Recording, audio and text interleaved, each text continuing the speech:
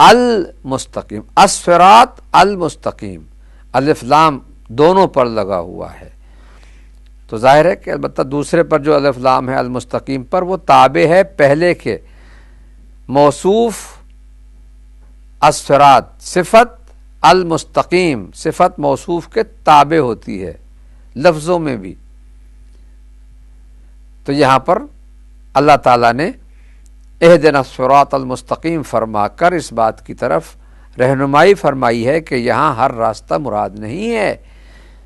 پورے قرآن میں صراط مستقیم واحد استعمال ہوا ہے، جبکہ سبیل جمع کے ساتھ بھی سبل السلام، سلامتی کے راستے، سبل جمع ہے سبیل کی، سبیل اپنی جمع کے ساتھ بھی یہاں سبیل بھی استعمال ہوا، سبل بھی استعمال ہوا، مگر صراط میں صرف وحدت پائی جاتی ہے، ایسی وحدت کہ جو اپنے طالب کو، اپنے قاصد کو، اپنے راہی کو، اپنے اوپر چلنے والے کو منزل مقصود تک لے جاتی ہے. اس لیے اس کی صفت بڑی عظیم ہے، المستقیم، سیدھا راستہ. مستقیم استقامت کس چیز سے استقامت، کس چیز کی استقامت، کس چیز میں استقامت، کس چیز کے بارے میں استقامت، کس چیز کے حوالے سے استقامت؟ ہر حوالے سے جو راستے کو چاہیے ہوتی ہے، جو راہی کو چاہیے ہوتی ہے، جو منزل مقصود تک جانے کے لیے ضروری ہوتی ہے، اس صفت استقامت کو، مستقیم کو صراط کے لیے مخصوص کر کے اللہ تعالیٰ نے ہمیں ایک اور مطلب کی طرف متوجہ کیا ہے کہ یاد رکھو، جب بھی مجھ سے دعا مانگو تو مجھ سے اس راستے کی دعا مانگو کہ جو مجھ تک پہنچتا ہے، جو منزل مقصود تک پہنچا دیتا ہے. جیسا کہ ہدایت کے حوالے سے عرض کر چکا ہوں کہ ہدایت دو طرح کی ہے، رہنمائی دو طرح کی ہے، اراءۃ الطریق اور ایصال الی المطلوب. اراءۃ الطریق راستہ دکھا دینا. کوئی اگر ہم سے پوچھے راستہ گزرتے ہوئے کہ فلاں جگہ کہاں ہے، مثلا اگر ہم شہر میں ہیں اور شہر سے گزر رہے ہیں، سٹی سینٹر سے گزر رہے ہیں، تو وہاں سے اگر ہم سے کوئی شخص پوچھتا ہے کہ یہ بتائیے اسٹیشن کی طرف، ٹرین اسٹیشن کی طرف کون سا راستہ جاتا ہے، تو اسے ہم بتا دیں گے کہ یہ یہاں سے یوں جاؤ، دائیں جاؤ، بائیں جاؤ، اس طرح مڑو، اس طرح مڑو، یہاں تک کہ تم پہنچ جاؤ. اسے کہتے ہیں اراءۃ الطریق، کہ جو وہیں پر کھڑے ہو کر بتا دیا جائے. نشاندہی، جس کو ہم اردو زبان میں نشاندہی کہتے ہیں، یوں نشاندہی کر دی جائے، یوں جائیں، یوں جائیں، یوں جائیں، پہنچ جائیں.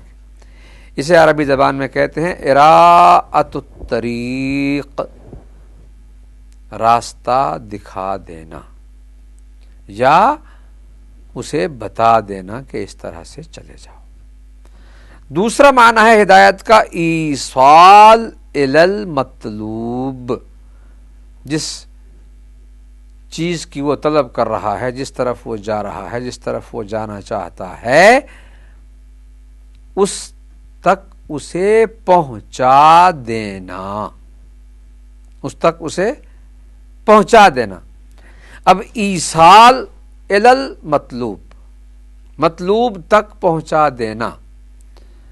یہ وہ کام ہے کہ جو یقیناً اتنا اہمیت رکھتا ہے کہ طالب مطلوب تک پہنچ جاتا ہے اور کامیاب ہو جاتا ہے. ہم سے کوئی پوچھتا ہے سٹی سینٹر میں کہ ریلوے اسٹیشن کہاں ہے، تو ہم اسے وہاں پر کھڑے ہوئے نشاندہی کر کے، راستہ دکھا کے، بتا کے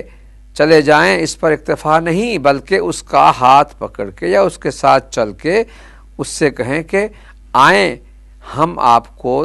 آپ کا مطلوب دکھاتے ہیں یا آپ کے مطلوب تک پہنچاتے ہیں، اسے ساتھ لائیں اور منزل مقصود تک پہنچا دیں۔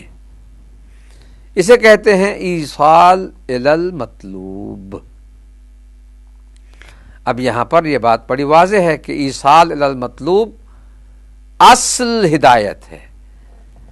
اصل رہنمائی ہے، کمال ہدایت ہے، کمال رہنمائی ہے، کیا؟ منزل تک پہنچا دینا۔ اب یہاں پر یہ بات بڑی واضح ہے کہ جب بندہ اپنے پروردگار کے حضور یہ عرض کرتا ہے اے اللہ اہدنا الصراط المستقیم، ہمیں سیدھی راہ کی ہدایت فرما، وہ راستہ کہ جو سیدھا ہے، تو یہاں پر یقیناً ہم یہ کہہ سکتے ہیں کہ ہمیں دونوں طرح کی ہدایت کا معنی یہاں